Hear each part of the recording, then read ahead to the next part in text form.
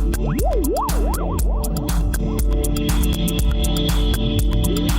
better part of a man is soon plowed into the soil for compost.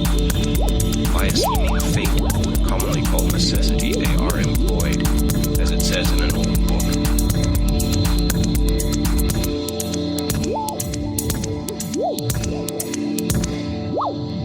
Le Prix de littérature de l'Union Européenne 2024, le fameux EUPL, a été remis en mars pendant la foire du livre de Bruxelles à l'écrivain danois Theis Ørntoft pour le roman Jordisk, que l'on pourrait traduire tout simplement par Terrestre. Après 2 recueils de poésies primées et un roman dystopique Solar, publié en 2018, Theis Ørntoft revient avec le roman générationnel Jordisk.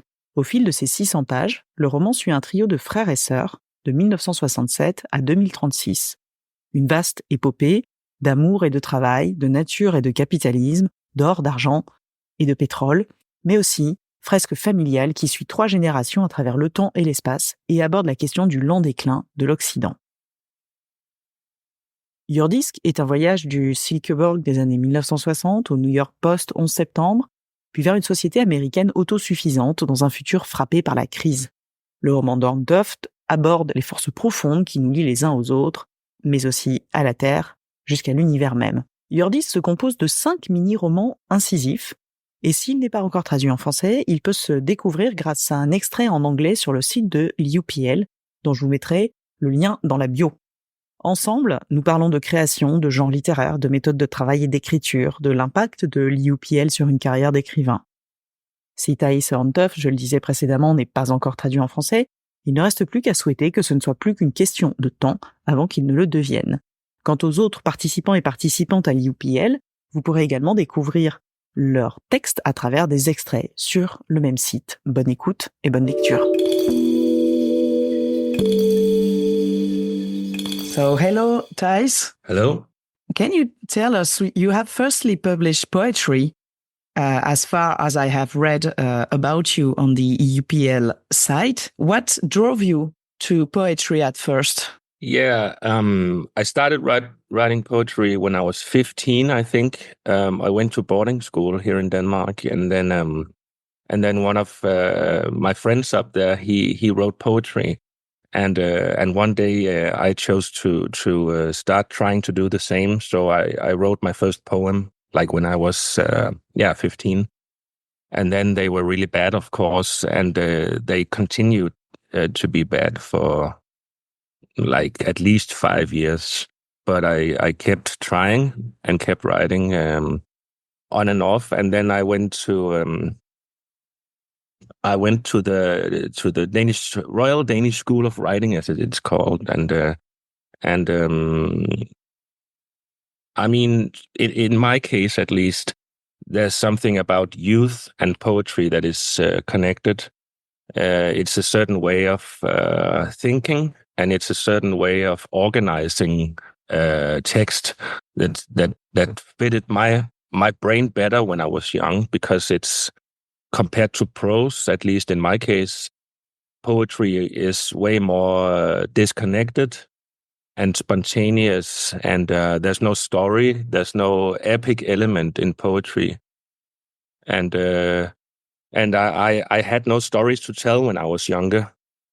But then when I became like 30, maybe 35, I started to have this feeling that I had a story to tell, and then I ended up writing my first novel, which came out in 2018. So I made this migration from poetry to prose in my early 30s. And I think it would have been impossible for me to tell any story, like coherent story, when I was younger. So when I was young, it was a perfect element for me to swim around in this element of poetry. And do you still write poetry, or is it now the prose writing that keeps your attention? Yeah, it is solely. I mean, I haven't written a poem in more than 10 years. So my last collection of poetry came out in 2014, and I wrote it in 2013. So that was when I wrote the last poem of the book, and I haven't written any poem ever since, actually. So my mind is only fixated on stories, and I think it will be like that for the rest of my life. I couldn't imagine myself like changing back again for some reason. Neither poetry nor other genres, such as short stories. It's really the novels that keep you writing. Yeah, I mean, I cannot exclude anything, of course, but at least in this moment, it seems I have no. I mean, yeah, it doesn't really. I mean, I never read poetry either anymore.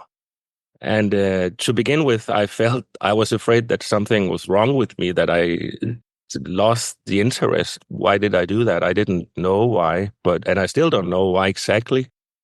But it's just been like that for 10 years, and I also, I mean, I read a lot of short stories. I do for inspiration also. Like I love reading Alice Munro, for example. Mm-hmm. And but her books are almost, in some cases, more like novels in a way, where the short stories seem to be chapters in a way. I mean, but never poetry anymore for some reason. And how did the topic of your first book come to your mind? How was it in your mind that you decided that you have enough things to say to write a novel? Yeah, I remember it as I had this friend, and I used to talk a lot about not being able to write a novel. I kept saying that to him, that I cannot write a novel. And then in the end, he said one day, like, you keep saying that, so maybe you should write a novel because you talk about it all the time that you are not able to do it. So that's in my I think it was some kind of starting point the day that my friend said that, and then I thought about. I heard someone say, "What's in your way is your way," and I thought a lot about that. Found it useful, that sentence, for some reason. What's in your way is your way, because the novel as a concept seemed to be like blocking my way in my creative life. And then I had this growing feeling that I had to go that way. So that was the starting point for my first novel, which is called Solar. And it's that's how it started out. And critics talk a lot about dystopia when they try and qualify your writing. Do you agree? Why did you choose this atmosphere and this kind of ambience for your novel? Yeah, that's true. It's been like the for myself at least, it's been sort of the background for all my books, at least the three of them. And like in general, it's a big topic, of course, because that's what I write about. This feeling of dystopia in Western civilization today. So it's because I feel that way in my everyday life as a human being in Denmark, that society seems, in my view, to be at the end of some kind of story, and the story is ending, I think, and we as a society don't know where what's going to happen next. There's a lot of confusion. There's a lot of anxiety in the air, it seems, and we don't know what's going to happen. So maybe, yeah, as I said, it's a huge topic, but it's the reason why I write about dystopian feelings is because they are in me like every day. Yes, it's something that you feel as a human being every day, not only as a writer who has the imagination to think about what is coming after the ending of the story you're talking about. Exactly. And would you qualify, because your books are not translated into French yet, and is it like dystopia in general, or? Yeah, of course, it's about a lot of things, because a novel is a complex thing. And I don't know I don't know like 100% what my own books are about, but there's a lot of other topics and feelings and emotions and atmosphere than dystopians. Of course, there's also happiness and people that are connected in all sorts of ways. So Solar, just to describe that very briefly, it's a very it's also a novel, like my first novel is about solitude in a way, and it's about this guy who is very much like me, who lives a solitary life and seeks isolation in a way that ends up being catastrophic. So he kind of escapes from all responsibilities and social connections and all kinds of intimacy. He ends up alone because he cannot do otherwise. But then my new novel, which is called Worldly or Earthly, if you translate it directly to English, that is about a lot of characters. So there are 7 main characters in my new novel, and they are all connected because they're in family together. So there's also, like, at least in my new novel, a lot of community and maybe a feeling that like we're in this weird time together. So it's not science fiction what you're writing about. It's more like social descriptions and personal ways. It's not science fiction at all. I mean, you could describe it in a lot of ways. In many ways, I think that science fiction is today's realism, because the world is very weird, in my view. But so in short, Worldly is mainly about human connections in this family that you follow. But it's also about the human race's connection to the planetary dimension. I mean, we live on a planet, obviously. We forgot about that for some decades or centuries. In a lot of ways, we took the planet for granted. But now the planet sort of is making its return through what we are calling the climate change. And it's a lot about that as well. It's a lot about that confusion that the planet has initiated this how do you call it, ecological global revolution against humanity in a way. And so it's a lot about these. I think a lot about it in spheres, actually, in the terms of spheres. Like if you have the private sphere in the middle, in the center, and then around that sphere you have the societal sphere, and then around that societal sphere you have the planetary sphere. So because when you look at the novel from the 1900, in France you have like Balzac, for example, and so like the bourgeois novel, which is a lot about the society, right? It's a lot about the individuals and the society and the life in Paris, right? And France, and in Russia it was like Tolstoy and the life in Russia, and in England it was Charles Dickens and the life in London. But I think what we used to call science fiction is, it's difficult to explain it briefly, but I have this feeling that you cannot write the bourgeois novel today because the planet has returned. The cosmic layers of being has made its way back into our life. So it's like like all spheres are present in my book. So there's a lot of planetary presence all the time. That is like making itself present all the time in the character's life. So it's at the same time, it's the environment and your glance at the environment that actually inspired you, this mix of ambiences and of topics for this book.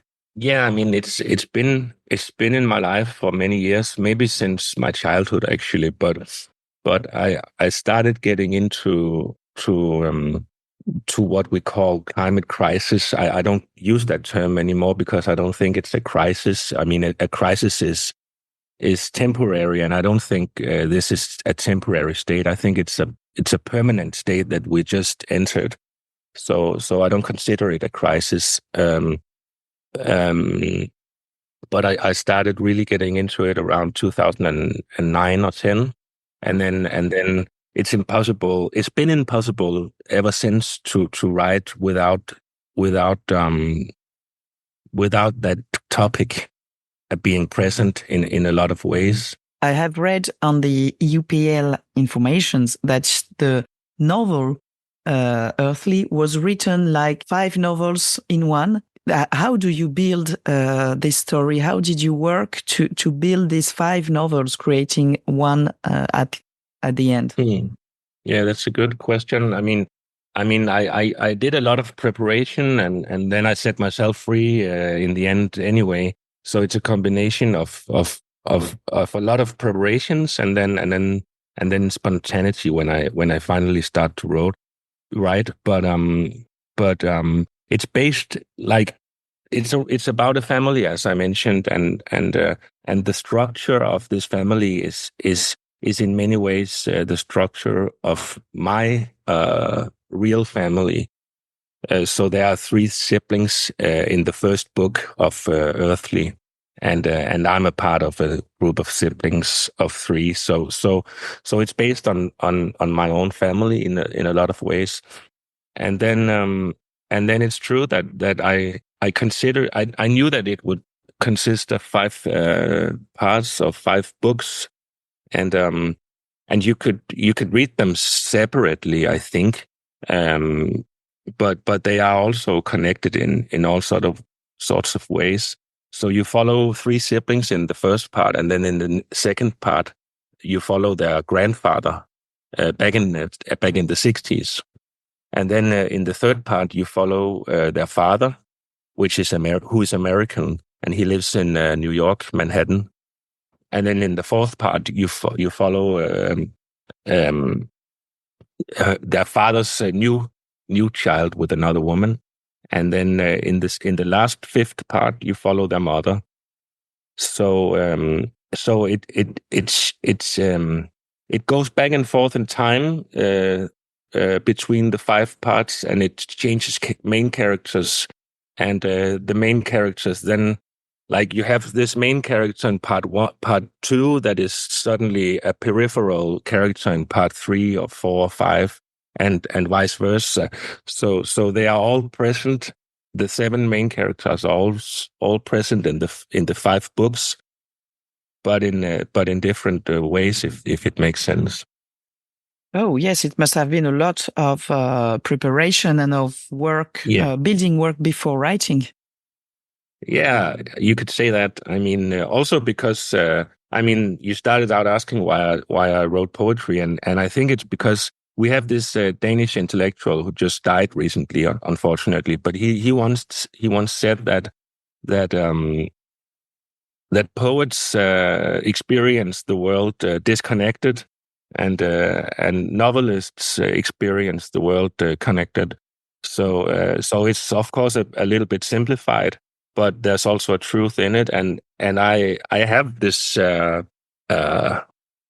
this pretty chaotic mind, and that's one of the reasons why I started out writing poetry, because it's easier to write poetry when you have a chaotic mind, I think, than it is to write a novel. So it was a huge preparation that was necessary before writing Earthly, because in general, it's not very easy for me to think very structured and logical. But it's to say the least, it's very necessary to think like that when you write about seven characters, right?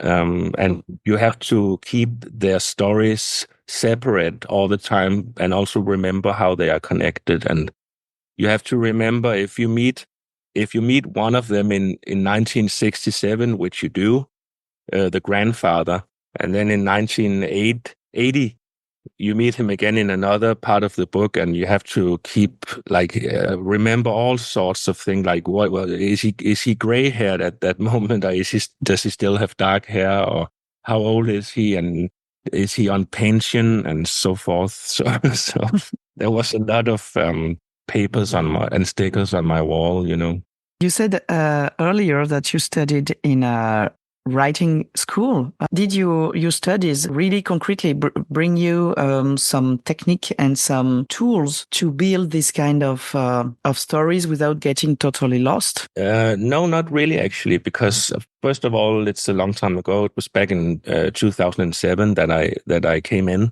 So it's almost 20 years ago. And back then the school, it's like the most sort of it's the most famous school for creative writing in Denmark, and they don't really at that moment, at least, they didn't really teach techniques. It was sort of the teachers took it for granted that you took the responsibility yourself to write what you wanted, basically, and then they came with their critique. So it was very autonomous, the school, and not it was not anarchistic or anything, but it's not a place where you learn of course you learn techniques, but it was more like the basic thing that I learned was to be a better critic of my own texts, which is very essential. It's maybe it's the most important thing of all. It's at least one of the 5 most important things if you want to become a better writer. It's learning how to read yourself. So establish this critical, glance or stare at your own text. So being able to create a distance to your own text, this analytical distance, and view it in that lens is crucial, at least in my case. So that was the main technique, if you want, that I learned during those 2 years. And that still helps you today? Yeah, it sort of integrated itself into my existence in a way. It also comes from other places, that kind of analytical. I think I am very, very analytical person in both good and bad ways, because it's also disabling to be analytical about existence all the time. But it's a good thing when you read your own text that you can be analytical about what is on the page, what have you done, how is the dialogue working, how is the atmosphere in the scene. Prose and novels are a lot about scenes, right? At least in my case. So it's very technical in a way. That's also one thing that really occurred to me during my work with worldly or earthly, is that how technical it is to write a long novel. It's 600 pages. So it's a lot about like being analytical about how long is this scene. Is it 8 pages where 3 people are in the living room discussing some topic? Maybe 8 pages are too long. Should it be 2 pages shorter, or should I like slice it in 2? And who knows when a scene is too long or too short? Who knows when the pace of the text is too hasty or too slow? How do you define monotony when it's 600 pages? Like, how do you establish that distance to 600 pages that makes it possible for you to say that it goes too fast or it goes too slow or like stuff like that. It's very complicated, and it is also very technical. It's like building a house basically on your own. Yes, the self-building, eco self-building is like a novel. And you have to be the plumber and the carpenter and all stuff you have to do it on your own. You do all the jobs. Exactly, yeah. What does the EUPL represent for you? Do you already have translation proposals, or what is your feeling about the EUPL? Yes, I was of course very happy when it was announced that I was the winner. I didn't know. I came directly from Spain with my girlfriend and our new child, and we flew to Brussels, and I hadn't got any expectations, but then I was of course very happy about winning, and so I have some translations. Yes, I do. I'm not sure that all of them are officials, so they're quite new. Some of the agreements. So okay. I'm afraid I cannot be too specific, but it's been a very good thing to win that prize. It's very obvious. So that's great. I hope among the proposal there is one into French. Yeah, we'll find out. Yes. I hope so too. It would be a very big honor, of course. I love French and all your literature.